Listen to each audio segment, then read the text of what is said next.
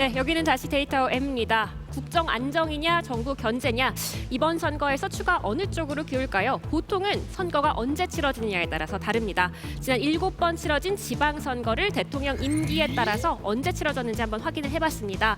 김대중 대통령 때는 1년 차와 5년 차에 2번 치러졌고요. 나머지 대통령 때는 1번씩 치러졌죠. 자, 그런데 집권 여당, 각 선거에서 집권 여당이 낸 성적을 확인을 해봤더니 좀 흥미로운 결과가 나왔습니다. 자, 임기 전반기에 치러진 선거에서는요. 집권 여당이 시도지사 절반 이상 또는 절반을 가져가면서 이겼거나 무승부를 기록을 했고요.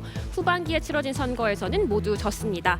임기 초반 높은 국정 지지율을 가지고 있을 때는 국정 안정론의 힘이 실어지는 것이고 임기 후반 국정 지지율이 떨어지면서 견제론, 심판론의 힘이 실어지는 거겠죠. 자, 그런데 국정 지지율에 영향을 받는 선거는 지방선거만 있는 건 아닙니다. 자, 문재인 정부 5년 동안 총 3번의 굵직한 선거들이 있었는데요. 임기 2년 차에 들어서자마자 치러진 2018년 지방선거부터 보겠습니다. 당시 남북관계에 훈풍이 불면서 문재인 대통령 지지율 78%까지 고공행진했습니다. 당시 결과는 14대 3, 민주당의 압승이었죠. 당시 민주당 지도부의 머리 위 하트 인상적입니다. 다음 선거는 코로나19가 한창 확산하던 시기에 치러졌습니다. 당시 방역 상황이 국내외로 높게 평가를 받으면서 문 대통령 지지율 56%로 반등하던 시기였죠. 결과는 180석 슈퍼 여당의 탄생이었습니다. 당시 선거를 이끌었던 이낙연 선대위원장 상황실의 환호를 자제시키는 모습까지 보여줬습니다. 하지만 문재인 정부도 집권 말기 지지율 하락은 피할 수가 없었습니다. 부동산 가격 상승과 그리고 LH 사태로 부정 지지율이 가장 높은 시기 치러졌던 선거죠. 2021년 재보궐선거입니다.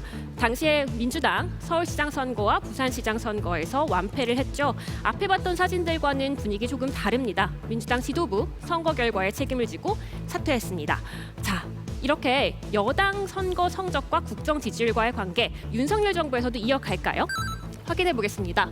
자, 윤석열 대통령 당선이 되자마자 국정 운영 잘할 것 같냐고 물었습니다. 유권자 중에 51%가 잘할 것 같다고 응답을 했는데요. 그 뒤로 취임 전까지 2달여의 시간이 있었죠. 인수위 기간입니다. 3월에는요, 용산으로 집무실 이전하겠다고 발표를 하기도 했고요. 4월에는 초대 내각을 발표하면서 헤드라인을 연일 장식했지만 국정 기대도는 크게 변하지 않았습니다. 그리고 5월 10일 윤석열 대통령 취임을 하죠. 그리고 지방선거 지난주 한미 정상회담을 겹치면서 지지율 52% 기록했습니다. 자, 그런데 특이한 게 하나 있습니다.